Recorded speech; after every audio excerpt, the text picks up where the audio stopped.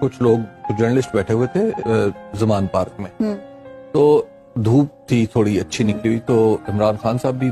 وہیں تھے، تو انہوں نے مجھے ایک بات، میں نے ان سے پوچھا کہ مستقبل کے بارے میں آپ کیا سوچتے ہیں؟ تو کہنے لگے کہ مستقبل میں وہ جس انداز میں بات کرتے ہیں، انہوں نے کہا جی میری گرفتاری ہوگی، اچھا، اس کے بعد میں نااہل ہوں، مجھے نااہل قرار دیا جائے، اچھا، نواز شریف صاحب اہل ہو جائیں گے، اچھا، وہ واپس تشریف لائیں گے، اچھا، اور اس کے بعد میری پارٹی تتر بتر ہو جائے گی، اچھا، اور میں الیکشن جیت۔ یہ تو انہوں نے پیش گوئیاں کر دی۔ اچھا، میں حیران رہ گیا ان کی بات پہ کہ جنوری میں مجھے ایسے لگا ہاں، کہ شاید ایک سیاستدان کی طرح عمران خان صاحب بہت پر امید ہے، اور پر امید رہنا بھی چاہیے۔ کوئی بھی پولیٹیکل لیڈر اپنے کارکنوں کو یہ تو نہیں بتا سکتا کہ ہم ہارنے والے ہیں، ہاں، لیکن انہوں نے صحافیوں کو، اور میں اکیلا نہیں تھا اور بھی لوگ، تو ان میں یہ 6 نکات جو ہیں